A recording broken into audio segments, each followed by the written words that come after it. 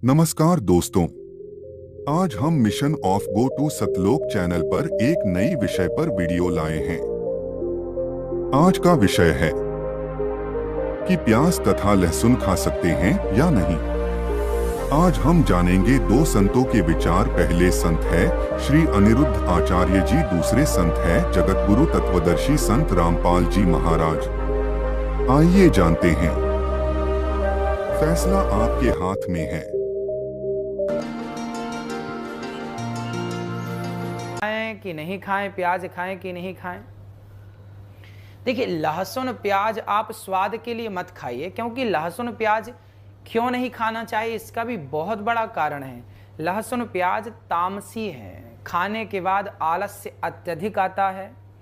लहसुन अत्यधिक गर्म है, शरीर को गर्म करता है।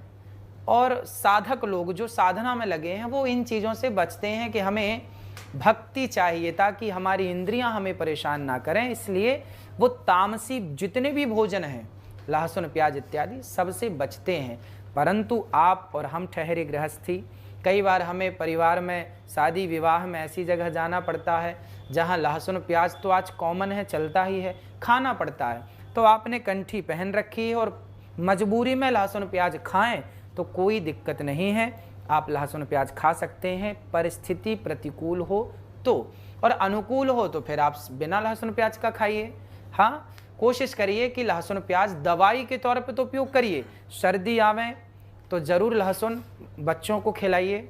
सर्दियों में आप लहसुन खाइए भूंज करके, ताकि आपके शरीर में गर्माहट बनी रहे। बच्चों को बीमारी से, सर्दी इत्यादि से बचाना है दवाई के तौर पर। तो प्याज का रस पी सकते हैं, प्याज का रस का सेवन कर सकते हैं। कहते हैं लू नहीं लगती, तो दवाई के तौर पे तो हम उपयोग कर सकते हैं, पर स्वाद के तौर पे, क्योंकि लहसुन प्याज का भोग भगवान को इसलिए नहीं लगता क्योंकि जब राहु ने समुद्र मंथन का अमृत पिया तो राहु ने पिया तो भगवान ने उसका सिर काट दिया। तो उसके एक बूंद तो अंदर चली गई जिसको केतु कह दिए, पर दो बूंद और थी जो जमीन में गिर गई, तो एक बूंद लहसुन बन गई, एक बूंद प्याज बन गई। है तो ये अमृत, औषधि है बहुत बड़ी, आयुर्वेद से अमृत कहता है, परंतु चूंकि एक राक्षस के गले से होती हुई शास्त्र साधना करने वालों के विषय में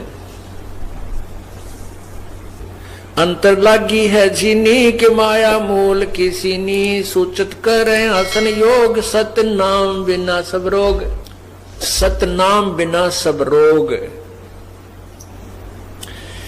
अलोनिया खात है नीलोन, दीजे पीठ पर तिस गौण, जरने बैठते हैं मूड जिम पंचग्रा समरूड, एक है गुफाधारी सिद्ध, सो तो पड़े काल के फंद, कुटीचर मांगते हैं चून, जन्म न बीज बोया भून। क्या कहते हैं परमात्मा? कबीर परमेश्वर द्वारा बताए उस ज्ञान की गरीबदास जी अपने मुखारविंद से उच्चारण करते हुए उसके कबीर परमेश्वर ने क्या बताया है। कहते हैं कुछ ऐसे साधक हैं, कहते हम नमक नहीं खाते।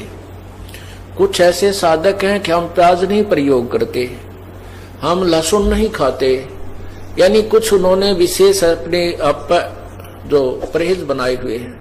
उनके लिए परमात्मा कह रहे हैं यदि तुमने शास्त्रानुकूल साधना नहीं की, जैसे क्या कहा है, अलोनिया जो एक पंथ है जो नमक नहीं प्रयोग करते कभी भी।